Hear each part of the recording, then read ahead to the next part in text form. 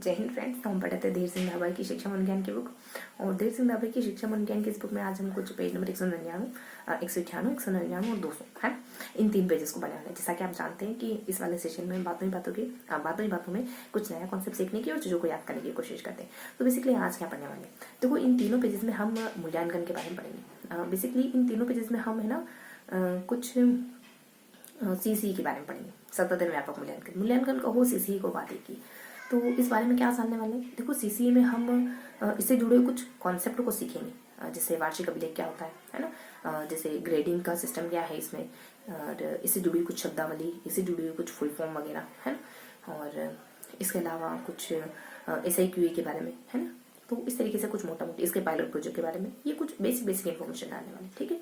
तो इतना पर ध्यान रखेंगे कि आज सीसी में हम कुछ महत्वपूर्ण कॉन्सेप्ट को सीखेंगे, है ना। कुछ महत्वपूर्ण बिंदुओं को, दैनिक डायरी क्या होता है, पोर्टफोलियो क्या होता है, अनेक और कुछ ABL क्या होता है ना, और BLE क्या होता है, और कुछ प्रस्थापना करके एक कॉन्सेप्ट आता है, ये क्या होता है। तो कुछ महत्वपूर्ण बिंदुओं को सीखोगे आप आज के कॉन्सेप्ट में, आज के सेशन में, ठीक है। तो देखो थोड़ा सा इंट्रोडक्शन दे दूं मैं कि जो सीसी है ना, कुछ RT की धारा 29 कहती है कि जो भी अधिगम हो वो एक्टिविटी बेस्ड हो। इस वजह से सीसीए को लाया है, और क्योंकि सीसीए में हर चीजों को मापा जाए। सतत व्यापक मूल्यांकन, व्यापकता इसमें है ना, संगीत वगैरह सारी चीजें इसमें शामिल होती है ना। कुछ कला के मतलब कला है ना, कोई भी मतलब ऐसा क्षेत्र जो हमको मतलब सहशैक्षिक क्षेत्र है ना, शैक्षिक के अलावा सहशैक्षिक क्षेत्रों को इसमें शामिल किया गया, व्यापकता है इसमें। तो इस वजह से, क्योंकि सीसी की कुछ RT की धारा 29 कहती है कि हमें बच्चे को एक्टिविटी से जोड़ना है, इस वजह से सीसी को लाया गया, इसकी तर्ज पर सीसी को लाया गया। अब सीसी के बारे में देखिए अपन, मेनली तो सीसी को लागू करने से पहले कुछ पायलट प्रोजेक्ट आए थे, 3 चरणों में आया था। पहले चरण में 60 स्कूलों में लागू हुआ था, और दूसरे चरण में कुछ 3000 के आसपास, 3059 स्कूल थे, और अगले चरण में कुछ 2500 के आसपास। तीसरे चरण में 2500 स्कूलों में लागू हुआ था। पहला चरण जो कि अलवर जयपुर के स्कूलों में मतलब लागू हुआ था, ठीक है। और दूसरा चरण कुछ 176 ब्लॉक थे, वहां लागू हुआ था। और ये जो शुरुआत में ना सीसी मतलब पहले चरण में 1 से 5 तक के स्कूलों के लिए ही था, और तीसरा चरण में कुछ खास इन्फॉर्मेशन है नहीं। तो ये बातें बहुत ज्यादा इंपॉर्टेंट नहीं है, बस थोड़ा सा बैकग्राउंड क्लियर हो जाए, थोड़ा सा कॉन्फिडेंस आए जो भी हम पढ़ रहे हैं उसके बारे में, अगर थोड़ा सा डिटेल में पता होता है तो, ठीक है। तो ये थी कुछ बेसिक जानकारी। अब मेन अपन देख लेते हैं कि सीसी से जुड़ा हुआ एक कॉन्सेप्ट है SIQ, state initiative for quality education, है ना। क्योंकि इसी के थ्रू सीसी आया, तो इस SIQ को 2015 के दरमियान राजस्थान में लागू किया गया था, और इसके थ्रू ही कुछ CC ही और CCP है और ABL है, ये 3 कॉन्सेप्ट आए, है ना। और ये जो SIQ ये तीन संस्थाओं ने MOU करा, तब जाके एग्जिस्ट मतलब तब जाके अस्तित्व में आया। एक तो कुछ RM रमसा है, एक SIQ की संस्था उदयपुर है, और इसके अलावा एक और यूनिसेफ करके है ना।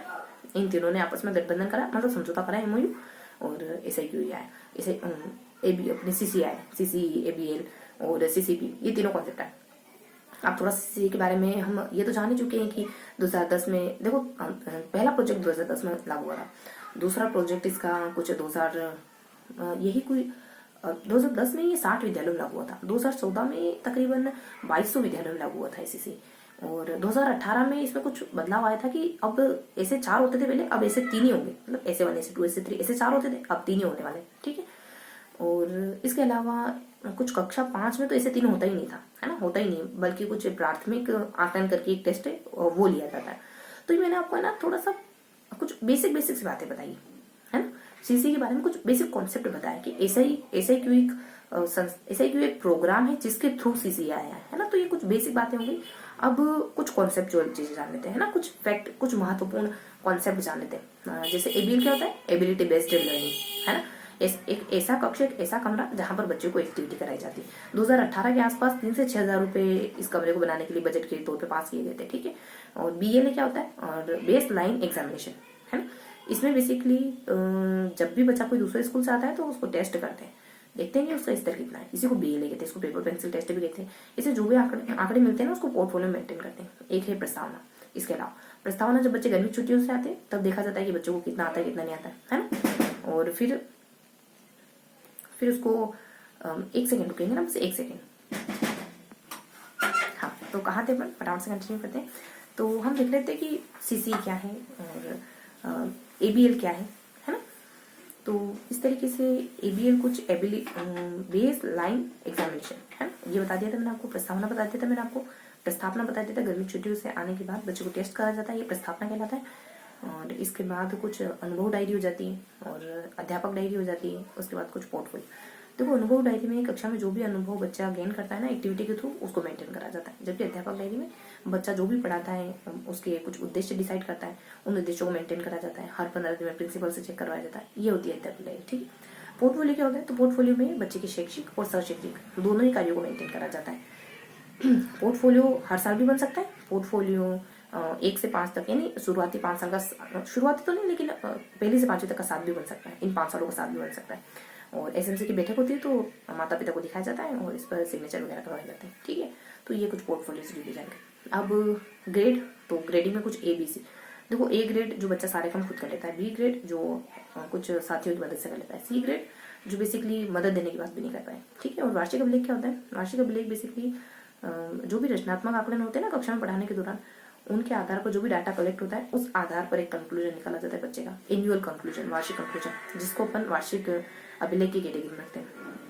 और ये ऐसे 1 और ऐसे 3 के बाद अभिभावकों से इस पर सिग्नेचर भी करवाए जाते हैं। वार्षिक अभिलेख एक वार्षिक परीक्षा के मापे के, समझो मतलब ऐसे से कुछ समझने की कोशिश कर सकते हो। और इसके अलावा कुछ फुल फॉर्म आ जाती है, जैसे CCE क्या होता है? तो सतत और व्यापक मूल्यांकन, है ना, कंटिन्यूअस एंड कॉम्प्रिहेंसिव इवोल्यूशन।